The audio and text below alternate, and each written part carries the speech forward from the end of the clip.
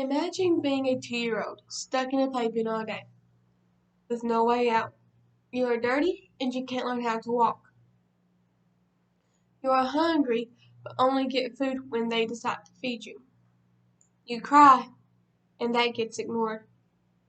Sadly, this is not just my story, but the story of a lot of children around the world, to a lesser degree and some to a much greater degree. I have personal experience of what it's like being in an abusive home and in the foster care system.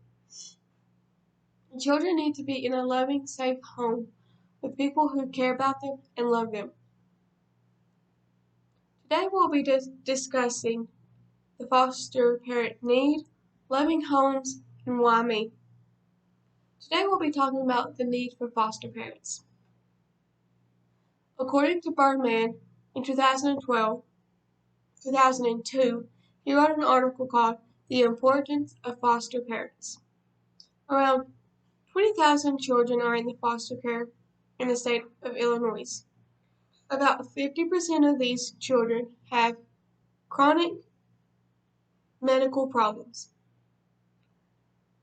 and around 30% of these children in the foster care system have been through some form of abuse and neglect. Some children have to be taken away from their families and homes. When this happens, they are placed in protective custody.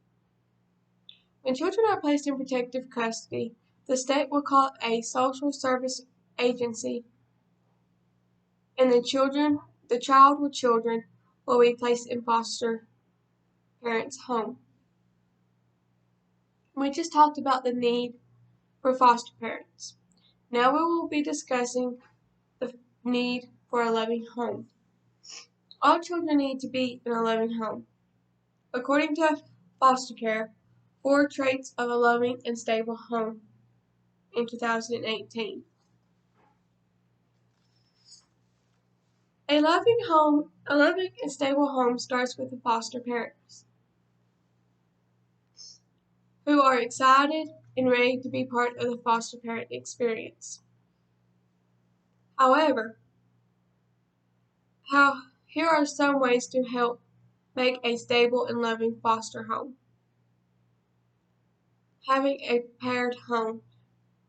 Children in the foster system can feel if the home isn't prepared for them when they get there. From the first day, the child should feel loved and welcome and included in the family. A positive attitude, because children can sense the atmosphere of the home when they walk through the door. So be happy and loving. This will determine how they feel about staying with you. Now we have discussed the need for a loving home. We will be talking about why me. According to opponent, foster parents find fulfillment. Children going to the foster care system are torn away from the home they have ever known. Tom and Teresa, who are foster parents in the peninsula, believe children deserve basic needs of life, like food, shelter, but most of all, love. After adopting their first 4 children, they wanted more kids and had to get licensed to become foster parents. Every year they have to attend an 8-hour training to stay licensed foster parents. They also said happily that the kids are worth it.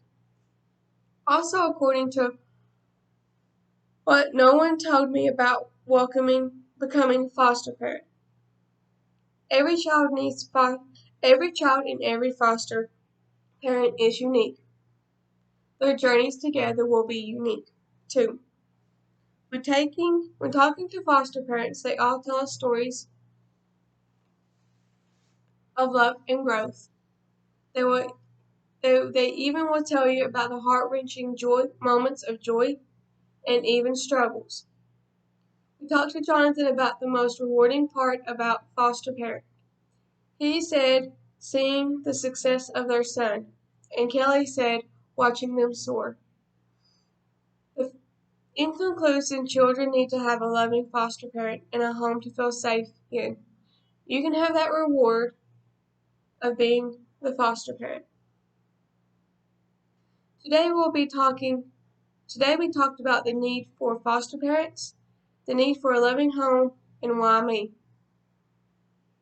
Children need to be in a loving, safe home with people who care about them and love them. You can contact your local foster parent organization and request information on fostering. 2. Try to contact people who are already foster parents. Think about how rewarding it will be if you become a foster parent.